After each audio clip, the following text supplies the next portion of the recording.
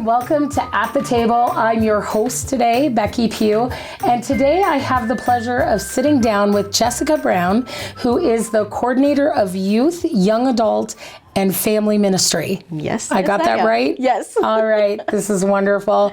I'm filling in for Thomas Dotterweich today, and I'm really excited. I'm glad that I get to do this interview with you today, and I'm really excited to talk about the Diocesan Youth Event. Yes. That's coming up this spring. Yes. So tell me a little bit about what is this youth event? So the Diocesan Youth Event is going to be an overnight retreat for the high school students. It's going to take place in Lewistown at St. Leo's Catholic Church on March 16th and 17th. And so it's going to start with check-in at 10, and then it'll actually kick off at noon.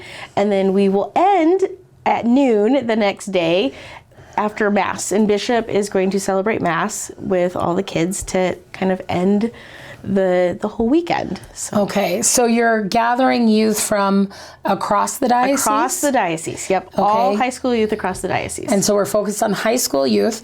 And this is going to be at St. Leo's in Lewistown. St. Leo's in Lewistown. Okay, and so you're doing a whole overnight retreat there. It is a whole overnight retreat, yep. So they will show up. We have a whole evening planned for them. There'll be adoration and confession, and we have a keynote speaker, Dan Harms, and so he will kick off the day, and then we have breakout sessions, and they're going to talk about, because our theme is saints and sacraments, and so the breakout sessions will be involved with the saints and the sacraments and how the saints, how they worked those sacraments into their lives to become the holy people that they are.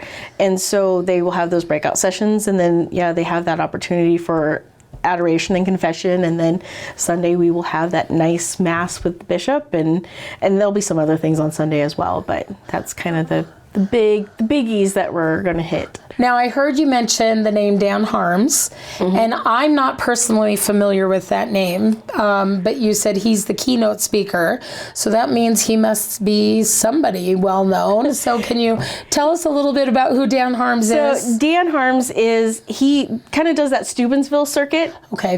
So that's, I guess, I saw Dan Harms when we went to Steubenville last summer, and so I guess he's kind of just on that Steubenville circuit, I guess, if that's what you want to call it. But he has a confirmation book, and he has a band and all that kind of stuff. But he is from the Archdiocese of Richmond, and he is actually their director of evangelization, if I remember it right.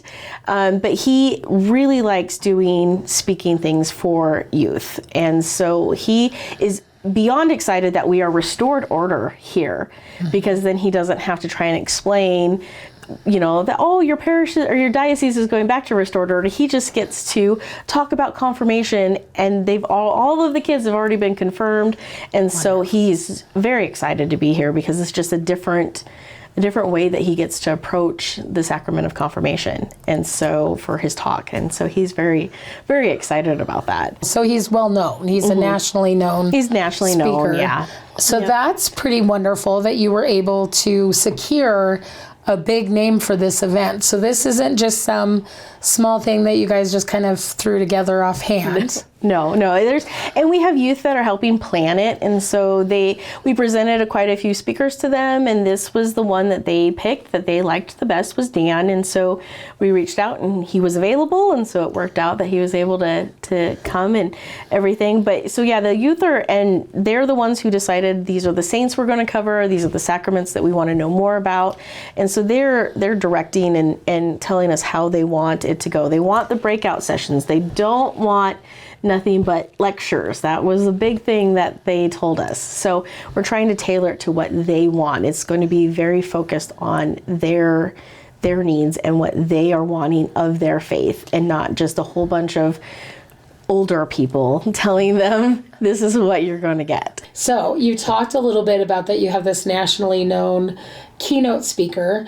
You're going to be spending the night, and you're going to have costs like food and probably materials and things like that. How are you funding this? Do you have sponsors? Are you looking for sponsors? So we will have a registration fee, but to decrease the price, we are going to be needing sponsors. And so if anyone would like to support or get involved, you can contact me at jbrown@diocesegfb.org, and I can get you more information about how you can get involved and support us for the Diocesan Youth Event. I did hear that you were able to also conduct a little interview and that you were able to visit with Dan and do an interview with him. Is that correct? I was. We, unfortunately, because he lives in Richmond, we had to do it via Zoom. So we did have an interview, and Dan and I did talk about, just the Diocesan Youth Event, and we talked about his interests and the things he likes and that kind of thing. So yeah. Wonderful. So we're going to share that, but before we share the interview that you did with Dan, we're going to go ahead and drop it right here. Before we do that, remind everybody, when and where is this event? So the Diocesan Youth Event is going to be at St. Leo's Catholic Church in Lewistown on March 16th and 17th, and it is for high school students across the Diocese of Great Falls-Billings. Hi, Dan. I'm Jessica, and it's great to meet you. If you would tell me a little bit about yourself, that'd be great. Yeah, awesome. Thanks for having me. My name is Dan Harms. I currently live in Richmond, Virginia, where I work at the Catholic Diocese of Richmond, and I work in the Office for Evangelization, which is awesome. It's like a dream job for me. I really, really enjoy doing it. I grew up in a military family. I grew up moving all around. I've lived in Japan a couple different times and lived on both coasts. My home is more or less San Diego. That's where my family is, and that's kind of the place that feels most like home to me. When I was in high school, I started playing music in a youth group, and then I continued on doing ministry and playing music in college. And then by the time I finished college, I had done so much work for retreats and things like that a buddy and I, we started a band, and so we were able to go full time playing music and speaking. And so for about 9 years, I was full-time just playing music around the country and leading Catholic retreats. And it was awesome and super great. And then I got into youth ministry and I've never really stopped speaking and playing music. I've done that for a long time now, but I got into full-time ministry and started working as a youth minister and then a director of evangelization at a parish. And now I'm here at the diocese. But I get to travel all over the place, and I really love it. I've been able to bring my ministry to 46. Actually, Montana will be 47. Montana's been on my list. So that's pretty exciting. So 47 states and I think 6 different countries I've been able to play music in or speak or lead retreats. And it's great. I've got 4 kids. They're fantastic. And I've got a beautiful bride. And I've got a dog who's awesome, except he bites children, which is not awesome at all. So we're trying to just pray through what that means for the future of that dog. But it's great. I love my life. I love the Lord. I love the church. And I love getting to kind of hang out and meet new people. So I'm super stoked to come out to Montana. Thanks for inviting me. Who is your favorite saint? Who is your patron saint? And are they the same person, or do you have a saint that inspires you the most? Do you have are they all the same person, or do you have different saints that Great question. So my patron saint, I was a sophomore in high school. I had really kind of just gotten invested in this youth group, and I honestly, I've been Catholic my whole life. I'd gone to Catholic school for a little bit of time, but I wasn't tremendously well versed in different saints, and I didn't really understand what we were doing in confirmation. It was like a bad Catholic season, right, in my life. And I remember my confirmation. So in California, in sophomore year of high school, we get confirmed, and she's like, "You need to pick a confirmation saint," and I was like, "I don't care. I don't know. I don't, and I was looking around, and my best friend at the time was a guy named Pete. And I was a big tennis player. So I love Pete Sampras. He was a big tennis player. And so I was like, great, Peter, cool. And my confirmation teacher was like, oh, that's lovely. I was like, yeah, I really just pulled it out of nothing. But in the fullness of God's wisdom, St. Peter has been such an inspirational figure. I talk about St. Peter all the time, and I'm so pleased and so like in awe of the way that God works, right? To lead me through weird things I didn't even know what I was doing, like literally just stumbling over my own 2 feet, and into a relationship with a saint that is so important to me, St. Peter. So I love telling the story of St. Peter. I love him walking on water and then falling, and I love just all the ways that St. Peter is flawed, but also the rock of our faith and a great testament to faith. The other person, actually, this is probably my favorite saint outside of St. Peter, is St. Damien of Molokai.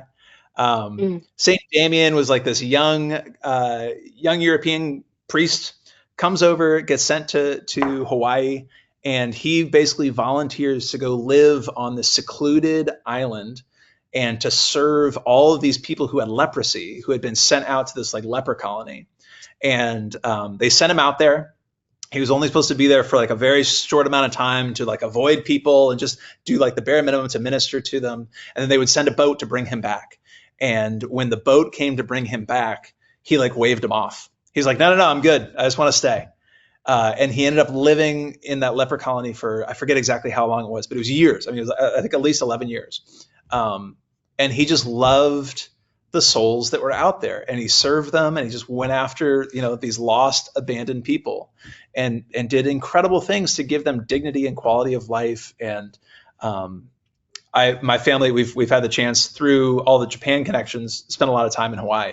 And I just love his story. I love the people. I love that culture, and the idea of our Catholic faith being implanted into different cultures or cultural backgrounds or in the islands is really, really fascinating and kind of exotic and just cool. So I love that. And I love with the sacraments, like the way the sacraments empower us, right? Like sacraments aren't just things that we go and do, but sacraments really do equip us and enable us to be the people that we were created to be, right? And that's the key to becoming a saint. Right? If you're going to be a saint, then you're going to be the person that God created you to be. He created every one of us to be saints, and the way that we do that, the great help that God provides for us, the thing that like enables us to overcome all of our faults and failures and flaws and all that, right, is the grace of the sacraments that he pours out so readily to us. And so I love talking about that and unpacking the sacraments and what they do, and great theme, great ideas. I love it.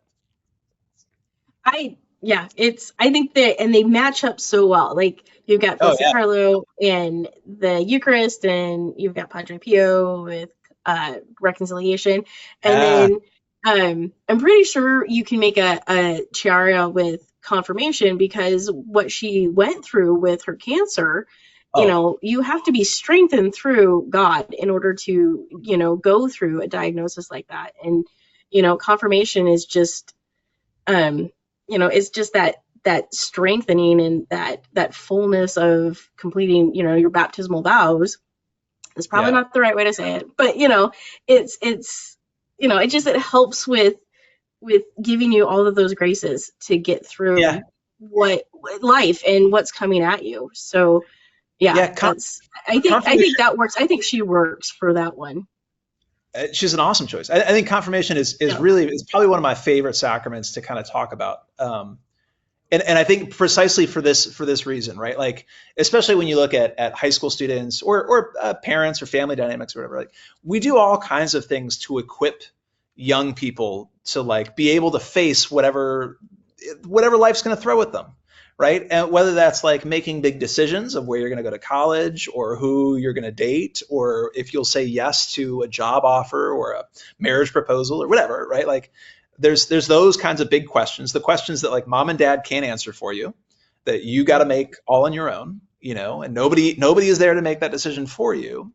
But confirmation, the Holy Spirit, is like this great tool that equips us and gives us the gifts of wisdom, right, and discernment, and knowledge to be able to understand what God is calling us to, so that we can answer those questions really well. And similarly, like with Chiara, when you are confronting the things of life that just don't make any sense, right, like this terrible cancer diagnosis, or somebody gets into a giant car wreck, or you have mental health issues in your family or yourself, or in a relationship with a loved one.